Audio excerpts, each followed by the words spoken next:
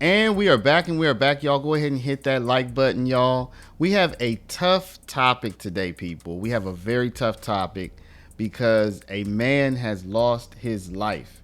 He is known as 34-year-old Robert Brooks. Mr. Brooks is from upstate New York, and he was arrested for attempted murder of a woman, apparently stabbed her. And though all of the details are not totally clear to me as to how he got into this altercation with corrections officers from the jail where he was being held, some kind of way they wound up taking him into this room and giving him a severe beating for over 15 minutes. You're going to see some of the video here. It is quite serious, so FYI warning. And yeah, they beat him to death. Now, a lot of people are outraged by this. People see a man who is handcuffed, he's defenseless, he's fighting for his life, and people are outraged. They're calling this a modern day lynching. They're saying that this is the result of racism. They're saying that this is the result of maybe police or authorities having impunity where they can operate like this and take someone's life. Other people, though, have a different opinion. And before we get to that opinion, let's watch this news report about exactly what happened, and then we'll come back. With that investigation into the death of an inmate at a New York prison, the state attorney general's office releasing body camera footage today showing the beating that is being blamed for his death. Fox 8's Morgan McKay has been reviewing the incident. She joins us live from the newsroom. Morgan, more than a dozen correction officers were involved in this. Bianca, Natasha, it's a tough video to watch. Robert Brooks died shortly after this alleged assault. His family has seen the videos, but due to the graphic nature of the body camera footage, Fox 5 has decided to only show images of part of this alleged beating.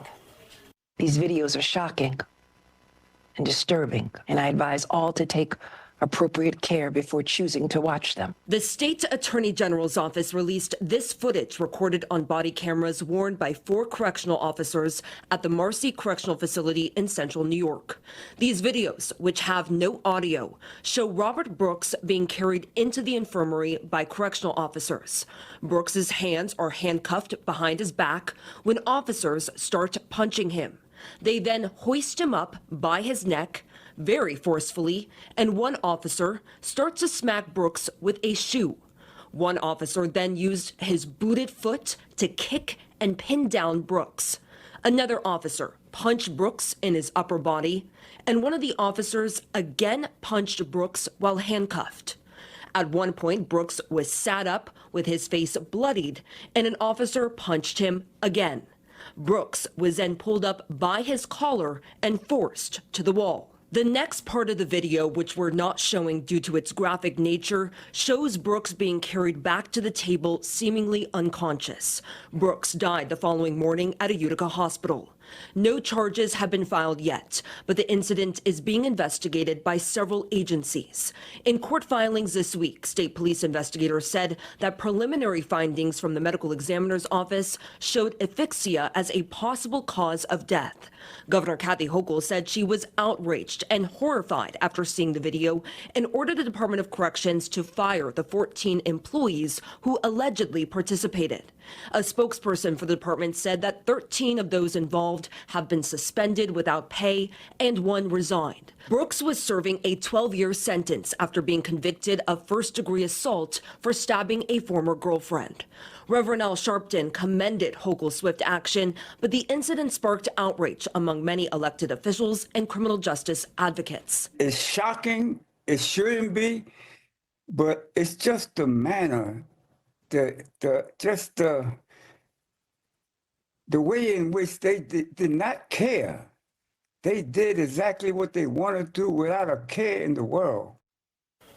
Now, the New York State Correctional Officers and Police Benevolent Association, the union which represents most of those allegedly in the video, says they do not condone the actions taken in the footage, but will be upholding its obligation to represent its members. Natasha and Bianca. All right, Morgan, thank you. So Nick Starro covered this. Y'all go give Nick a follow. Nick is up on a lot of legal topics here, and he does a good job covering them. And as you can see, Nick is replying to a post by somebody named Melindo. And Melindo says, man, we're not going to keep marching for these fools who do heinous crimes. And of course, he's referring back to, you have the 34-year-old Greece man. So this would be Greece, New York. This is not New York City, but is in the state of New York.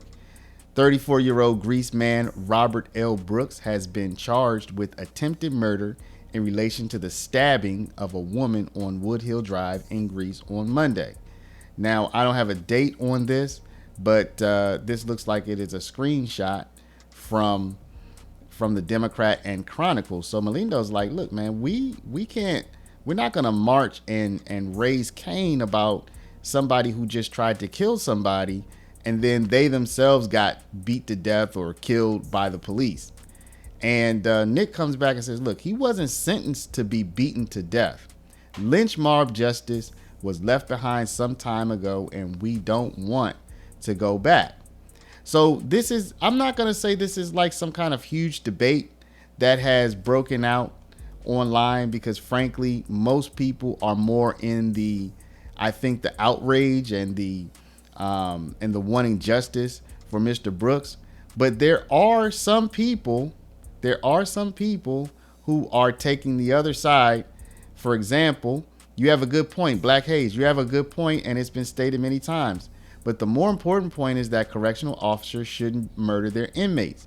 They get paid well enough to handle situations appropriately. So Black Hayes seems to kind of be in the middle, where he's like, look, man, this guy is not a hero. We shouldn't be out here marching for him. That's what seems to be what Black Hayes is saying. Forgive me if I'm, misunderstanding, but Black Hayes seems to be agreeing with Melindo. Like, look, we shouldn't be out here making people like this into heroes and into martyrs.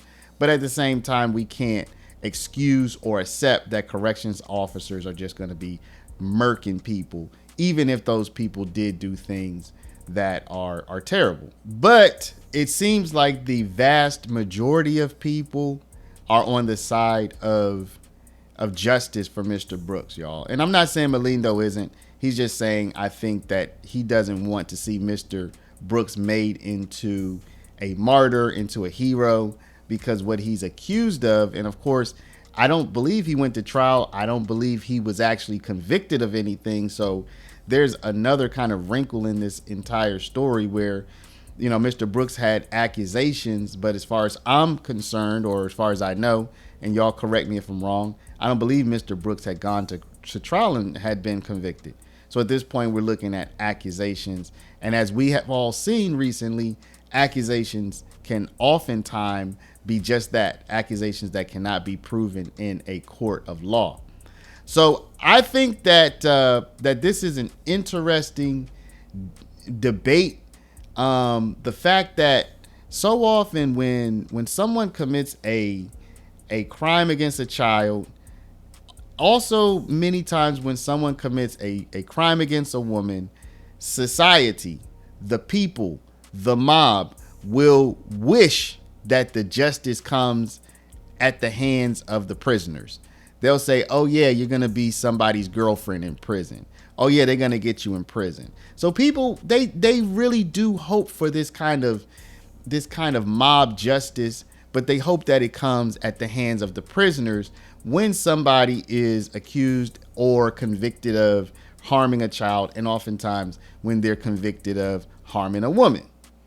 But in this situation, people, even though Mr. Brooks is accused of harming a woman, Mr. Brooks is also seen as a victim.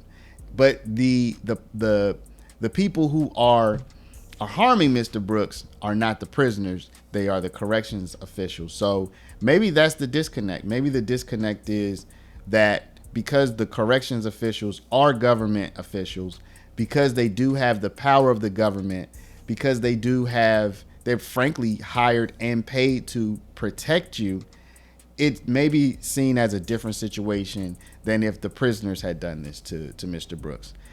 Personally, y'all, I hate to see this.